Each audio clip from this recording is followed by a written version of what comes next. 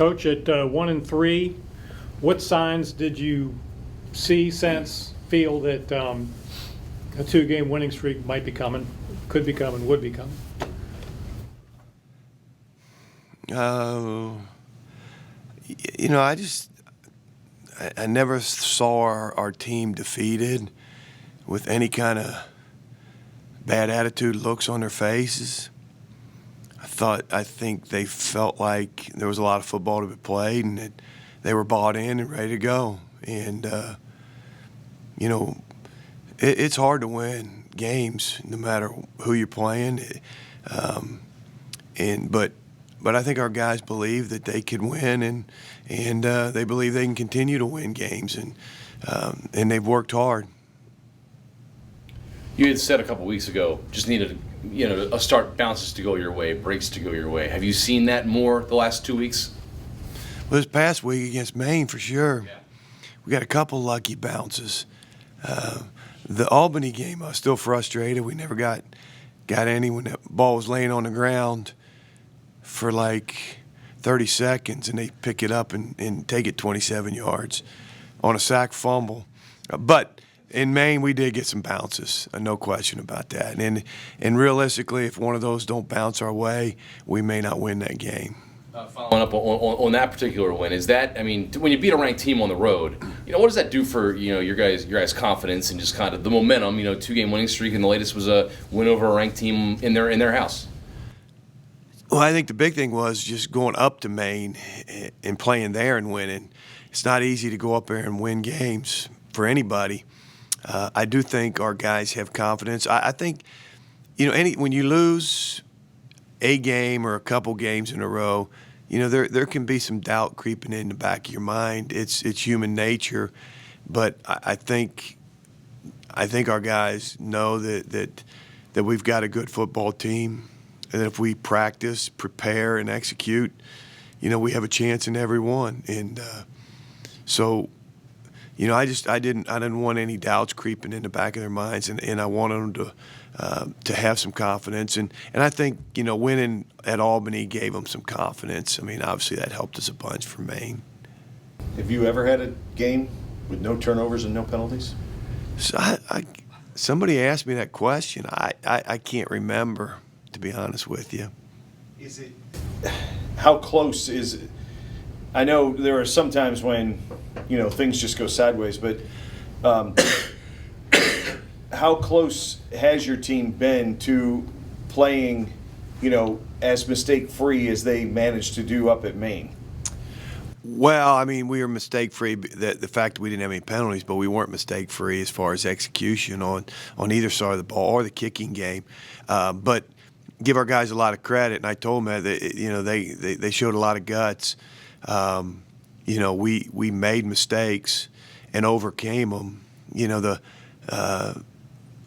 Talking to our defensive coaches, they just said the mentality of our guys, no matter what happened on that sideline, they were excited to play. Nothing got to them during the course of a game. Even when we gave up the big 87-yarder, and then especially the punt return. I don't even know where that ball got down to on that one, but that punt return at the end of the game. As a defense, you can go out there and say, "Man, offense couldn't get a first down. What's going on?" And they went out there and got a stop and won a football game for us. Sorry. Go ahead, John. The unpredictability of the CAA was demonstrated last Saturday. A lot of weird results, unpredictable results. I wonder if that encourages you, discourages you, maybe encourages a tough start, but there's still room and a path to get to where you want to go. Well, yeah, nothing surprises me in this league, to be honest with you. It probably doesn't surprise you either. It's there's so much parity in the league, so many good teams. Now, every year there may be one or two that really have better players than everybody else. I don't know, but there is parity. After we won against Albany, I walked off the field and then on Sunday watched the film thinking this team can play. Albany can play. They got a bunch of good players. And, to get out of that one with a win, and even the same thing with Maine. They've got really good players. So I mean, this league will be topsy turvy the whole year, and we'll just see how it goes. But you gotta just play one at a time and kind of move forward in that direction. Do you anticipate Joe starting again this Saturday, and how hard has it been to maintain some offensive consistency when you have had to go back and forth a couple of times at that position? I think I anticipate Joe starting again this week. Both still, they gave him some medication to relieve the pain on Saturday, so he was available, and they're going to probably have to do that again this week. So he's available, but he threw one on Sunday and grimaced in pain, without any of the medication in there. So he's kind of a little bit slower moving forward, but he'll be available again on Saturday. But I think Joe's getting most of the snaps this week.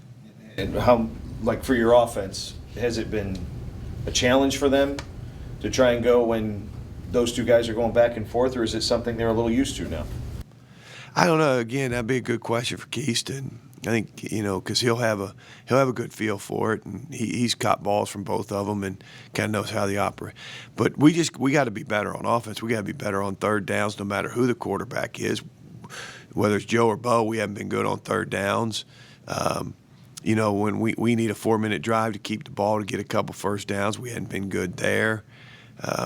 So there's a lot of improvement we need offensively, and I'm not sure. I don't think it's who's playing quarterback. I think there's a lot of variables in that, but we'll just continue to keep working and get better there. Does Yale strike you as a CAA caliber team, a kind of team much different than the CAA team? That's a good way to put it, because I compared Yale to a upper level CAA football team, and I told our guys that the other day. They've recruited good players. They got good players. They're talented. So I mean, it'll be like playing Albany and Maine again for a third week in a row, and I think our guys understand that